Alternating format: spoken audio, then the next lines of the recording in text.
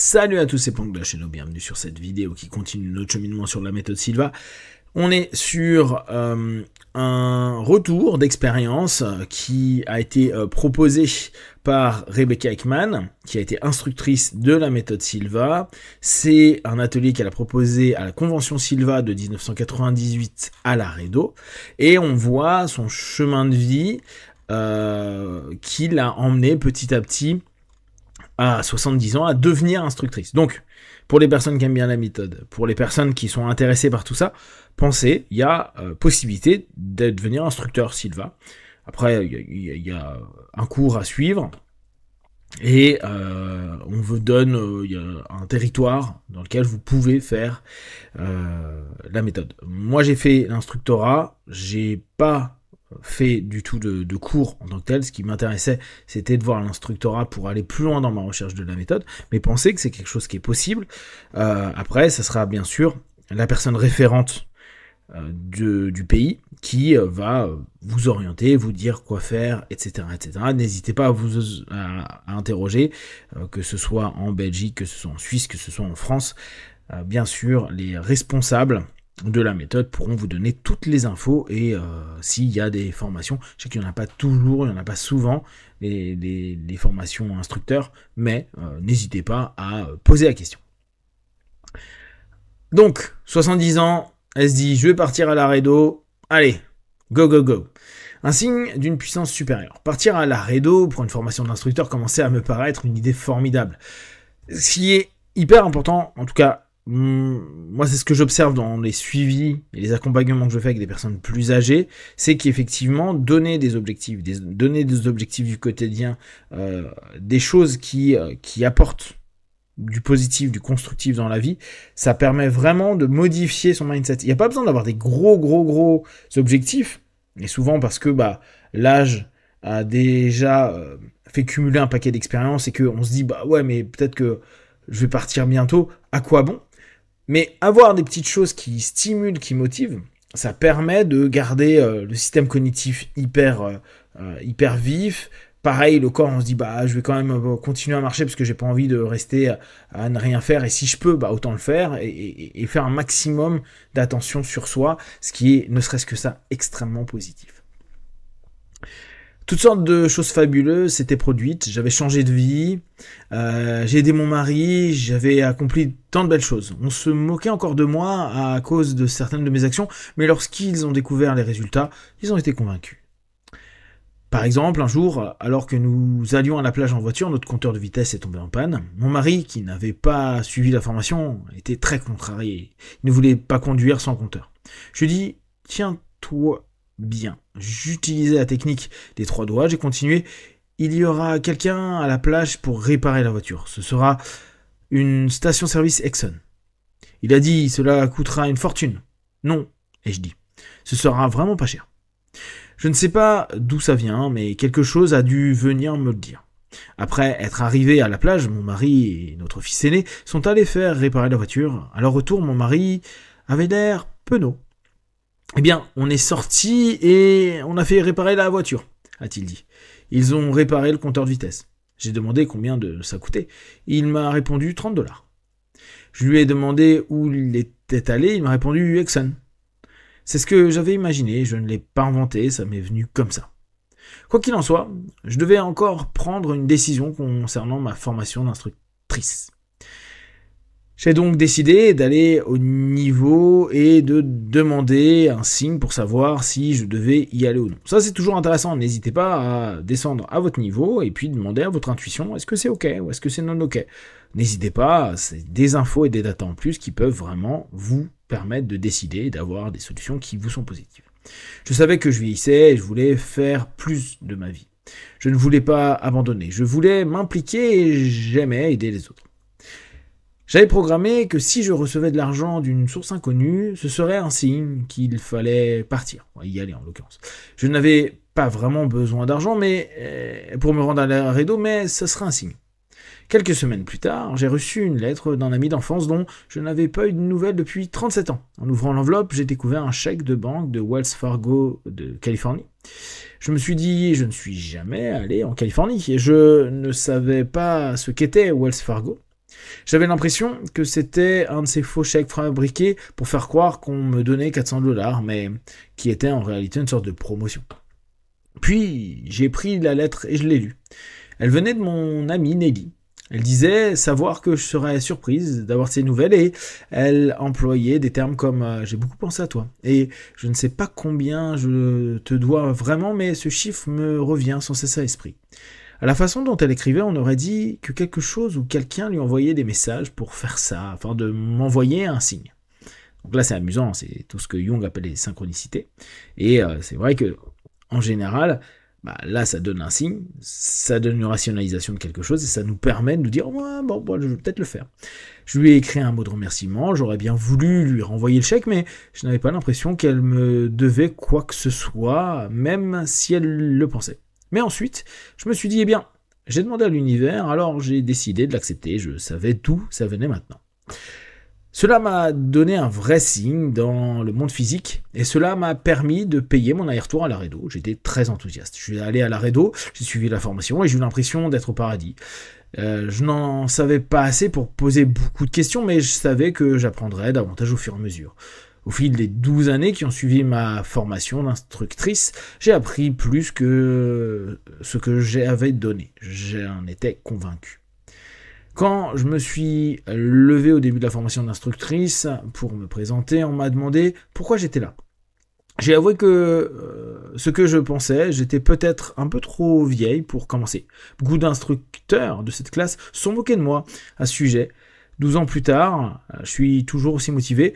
Je donne au moins un cours par mois et je participe à bien d'autres activités comme l'écriture d'un chapitre pour le nouveau livre de José Silva. Donc, cette notion, moi ce que je trouve génial en dehors du fait qu'elle ait trouvé quelque chose qui la passionne, qu'elle partage et tout, c'est que ça lui donne des motivations, des éléments du quotidien qui a envie de la faire bouger, etc. Et c'est pour ça que moi je trouve que la méthode peut être vraiment un super point d'ouverture pour les seniors qui parfois peuvent un peu s'ennuyer et avoir l'impression de plus avoir grand chose à faire pour certains ou faire des choses qui sont redondantes et pour eux pas forcément inspirantes. C'était comme un rêve devenu réalité, je m'imaginais descendre, obtenir mon certificat et accepter comme instructeur. J'ai regardé José Silva, il était plus âgé que moi.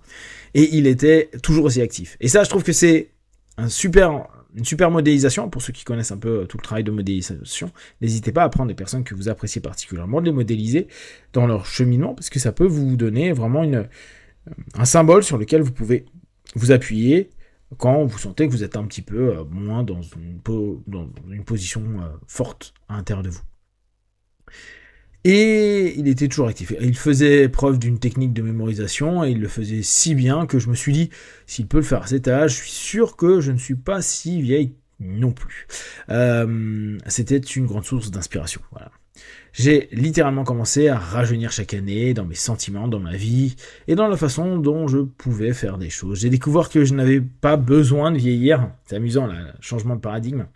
D'ailleurs, l'un de mes instructeurs, Marcelino Alcala, a utilisé l'expression espagnole dejar de contar, qui signifie arrêter de compter. Je trouve que c'est une excellente idée. J'ai entendu un jour l'un de nos diplômés dire en plaisantant, je ne pense vraiment pas que je mourrai un jour, et jusqu'à présent, tout va bien. Pratiquez ce que vous enseignez. Hop. J'ai utilisé les outils Silva pour créer mon entreprise. Plusieurs de mes diplômés sont devenus formateurs. J'enseigne chaque mois à Charleston et je me rends également à Baltimore, dans le Maryland, pour animer des cours. Nous avons voyagé sous la neige et la pluie pour y donner des cours. Nous avons probablement plus de personnes âgées dans nos cours que la plupart des professeurs. Je pense qu'elles nous voient et veulent voir si elles peuvent comprendre ce que nous savons. Nous avons organisé l'une des premières croisières Silva avec Victor Covens. Alors, si c'est Victor, je crois que c'est lui qui est en Hongrie. J'ai pas envie de vous dire de bêtises. Et nous en avons fait 9 depuis. Nous avons l'occasion de voyager dans des endroits magnifiques à travers le monde pour présenter Silva. Nous sommes allés en Alaska, aux Caraïbes, à plusieurs reprises, au Canada et en Méditerranée. Nous avons escaladé les pyramides, fait des promenades à dos de chameau, fait toutes sortes de choses. Si vous avez une douleur, il suffit d'utiliser une technique Silva pour la soulager et continuer. Une fois, j'ai failli me faire enlever, comme on dit.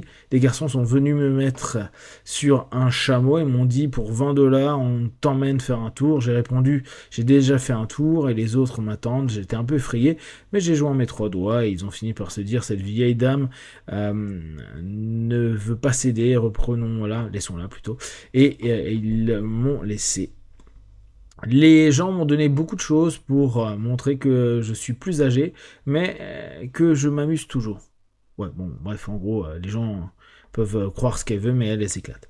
J'ai reçu un joli cadeau. Vieillir, ce n'est pas pour les mauviettes, et il est accroché dans ma cuisine. C'est un écriteau. J'ai un de mes cadeaux sur la porte d'entrée. C'est une poupée Rajdi Anne tenant une pancarte sur laquelle elle dit « Je suis une vieille poupée Rajdiane vivant dans un monde de poupées Barbie ». J'ai également reçu de nombreux livres sur l'âge, dont beaucoup proviennent de personnes qui luttent contre ce phénomène et semblent vouloir s'identifier à moi. Dans un livre, l'auteur parle de sa collaboration avec diverses spécialités censées aider les personnes âgées. Elle faisait partie d'une équipe chargée de les aider à rester actives. Les spécialistes étaient très hostiles, dit-elle. Ils ne voulaient pas que les personnes âgées soient actives. Ils voulaient les envoyer en maison de retraite où ils pourraient gagner de l'argent. La plupart d'entre elles meurent peu après leur arrivée. Si on les maintient actives, elles vivent trop longtemps. Il faut les éliminer pour que de plus jeunes puissent venir s'approprier tout l'argent. Ok, bon. Je me suis dit, c'est plutôt vrai, la plupart des médecins et tout le monde envoie les personnes d'un certain âge en maison de retraite. Si jamais ils essaient de me faire ça, j'irai peut-être enseigner le yoga ou autre, ou donner des cours Silva. Les jeunes s'inquiètent pour toi, ils ne veulent pas que tu partes en voyage, ils ne veulent pas rester les bras croisés. Je dois aller leur rendre visite. 2 de mes enfants habitent assez loin, alors j'irai les voir de temps en autre. Ma fille s'inquiète et me dit... Et je lui dis, écoute, je m'arrête souvent, je me promène, j'utilise mes techniques Silva pour rester éveillé, en route, ne pas m'endormir, etc. Ma famille me parlait souvent de problèmes de personnes âgées. Je disais, écoute, je vais vivre jusqu'à ma mort, qui est assez logique. Je vais vivre ma vie, mais je ne vais pas vivre dans la peur. Je ne veux pas qu'on me parle de ces choses-là parce que je ne veux pas entendre ça. Les personnes âgées sont pas obligées de rester en maison de retraite. C'est cool hein, comme message. Elles peuvent sortir et être actives. Sylvain m'a redonné vie après ma crise cardiaque. J'ai décidé de continuer. Je ne pouvais pas abandonner et je n'ai pas abandonné. Parfois, j'ai un léger pincement au cœur, je me mets en place et je parle à mon cœur. Je lui dis, je ne veux pas de ça, continue comme ça. Bien sûr, je continue à consulter régulièrement mon médecin et pratique du Hatha Yoga. Il est important d'utiliser les 2 dimensions. Je ne me détourne pas de ce dont j'ai besoin, qu'il soit physique ou alpha. C'est cool ça comme recadrage. Hein. Pensez toujours, la méthode est un complément à la médecine générale. C'est vraiment fait pour que vous vous sentiez le mieux possible. Je ne vis pas avec mes enfants, je profite quand même de la vie, j'aime les recevoir, j'aime aller à la plage, j'aime faire des croisières, j'aime enseigner Silva. Actuellement, je m'occupe toujours d'une maison de 10 pièces, je reçois des visites quotidiennes d'amis de parents. Je vais voir mes enfants parce qu'ils n'ont pas le temps de venir me voir. Récemment, j'ai aidé ma fille à déménager en Pennsylvanie. J'ai dû faire 6 heures de route, puis je l'ai aidé à décharger des cartons. Elle m'a dit, maman, tu t'en es plutôt bien sortie pour une vieille dame. C'est vrai que la suggestion constante de vous êtes vieux, vous êtes vieux, vous êtes vieux, c'est un peu pesant pour certaines personnes. C'est toujours une remise en statut qui n'est pas forcément très agréable. La plupart des gens s'inquiètent de ma conduite. Mon petit-fils est allé à la plage avec moi une fois et sa mère m'avait un peu effrayé. D'habitude, il dort tout le trajet, mais cette fois, elle lui a dit « Fais attention à ta grand-mère, reste éveillé ». Une fois arrivé, tu sais, grand-mère, tu t'en es plutôt bien sorti. J'arrive pas à croire que je suis resté éveillé tout le temps pour rien. Bon, ok. Les choses qui vous gardent en bonne santé, je donne beaucoup de temps aux ateliers sur le pardon. C'est intéressant. Et les choses qui peuvent vous garder en bonne santé heureux, ne pas garder rancune envers les gens. Parfois, j'anime des ateliers petit déjeuner le week-end. On se retrouve tous pour un petit atelier, tout le monde apprécie. La qualité de vie est la clé de tout cela. C'est l'âge d'or et la douceur. Il est important que nous nous mettions à notre niveau chaque jour et que nous prenions soin de nous-mêmes. Il est important de rester actif, comme on dit. Cela vaut pour le corps comme pour l'esprit. Nos relations avec les autres sont essentielles. Ça, hein, je vous rappelle, il y a eu l'étude de Harvard qui met beaucoup en avant le rapport avec les autres pour vivre le mieux possible jusqu'à la fin de sa vie et être dans ce qu'eux ils nommaient le bonheur, la joie, etc. C'est pourquoi nous devons pardonner, laisser les ressentiments et trouver la paix intérieure. Il est important d'aider les autres dès que l'occasion se présente, de saisir les occasions de le faire. Cela nous donne un but au-delà de nous-mêmes, une raison de vivre, d'être en bonne santé, d'être heureux. Voilà. Donc, c'est un texte qui est sympa, qui je trouve ouvre des potentiels, des idées, peut-être vous donne des idées si vous êtes instructeur ou instructrice Silva, et peut-être si vous êtes aujourd'hui juste diplômé, peut-être vouloir faire plus pour partager ce qui vous plaît dans cette méthode et peut-être permettre à des personnes de se sentir bien, tout simplement, si bien sûr elles accrochent avec la méthode. Si vous avez des questions, des remarques, partagez-les sur Facebook, YouTube, j'y répondrai le plus rapidement possible comme d'habitude. De tout ce que je propose, ne prenez que ce qui est bon et juste pour vous tester, observer, analyser, conclure. Puis voilà, ciao.